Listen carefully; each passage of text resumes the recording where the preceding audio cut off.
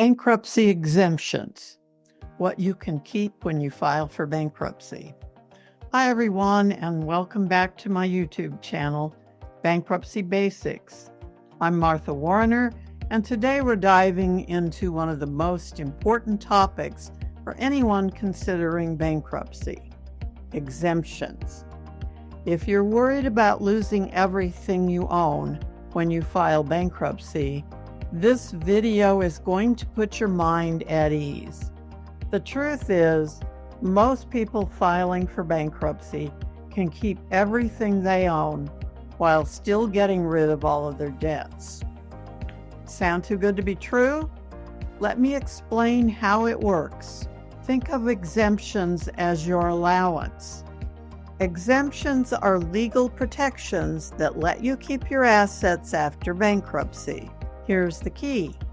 If the value of your possessions, and we're talking used or thrift shop values, not what you paid for them, is less than the exemption amount, you get to keep those items. This is why most individual debtors can keep everything they own while still discharging all of their debts. Let's look at what's typically protected. Your home equity, one or more vehicles, clothing and jewelry, furniture and household goods, tools of a trade, that's your work equipment, spousal or child support income, most insurance benefits, most public benefits, including Social Security, retirement accounts, most personal injury awards. As you can see, the law is designed to let you keep the essentials for living and working. But here's where it gets a bit complex. And all of this depends on where you live. There are two types of exemptions available: federal exemptions and your state's exemptions. Most states let you choose between federal exemption or your state's exemptions, but California doesn't allow you to use federal ones at all.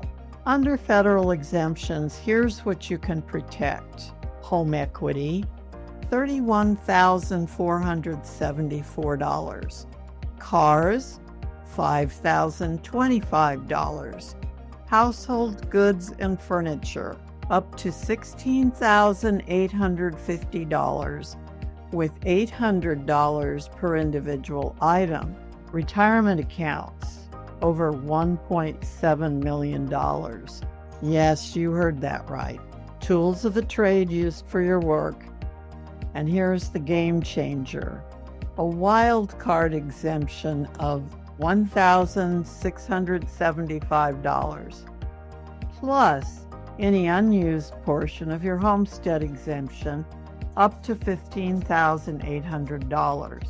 This wild card can be applied to anything, even to cover the non-exempt value of assets like your car, if it's worth more than the vehicle exemption.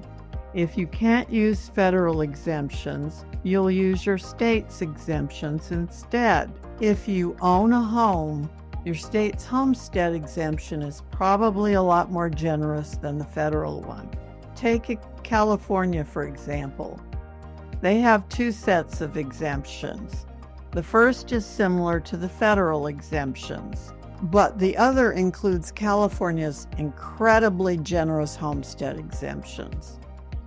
For 2025, California's homestead exemption ranges from a minimum of $361,000 to a maximum of almost $723,000, depending on which county you live in. States vary wildly. Some have only a minimal homestead exemption, while others, like Texas, have unlimited protection for your home. But here are some crucial requirements you need to know. First, each state has different rules for using their homestead exemption. Second, the Bankruptcy Code has a residence requirement. You need to have lived in the state for 3.3 years before you can use some homestead exemptions. And this is critical. You must be living in the home on the date you file your bankruptcy petition. You can't protect a home you're not actually living in. If you have significant equity to protect, this is definitely attorney territory. Don't try to figure all of this out on your own. I'm going to be straight with you. Exemptions are complicated. They depend heavily on where you live and what valuable assets you have, especially if you own real estate. If you have assets you want to protect, should not take chances by trying to navigate this by yourself. The rules vary by state, the amounts change regularly, and requirements can be tricky. This is exactly why consulting with a bankruptcy attorney in your area is a smart investment. Here's my tip for the week. Most bankruptcy attorneys offer free consultations.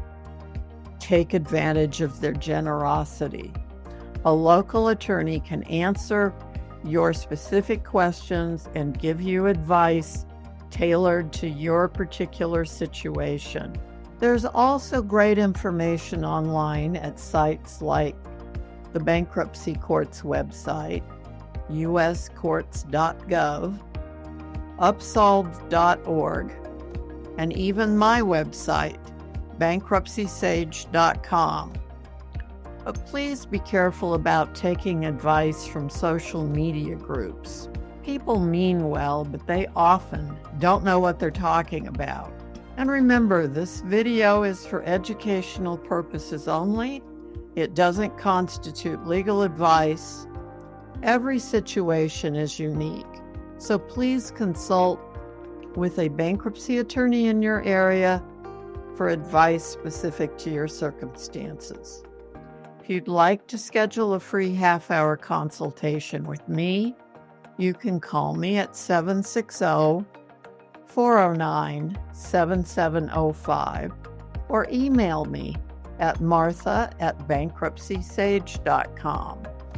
Thanks for watching, and if this video on exemptions was valuable, please give it a thumbs up and subscribe to my channel for more bankruptcy basics. I'll see you in the next video.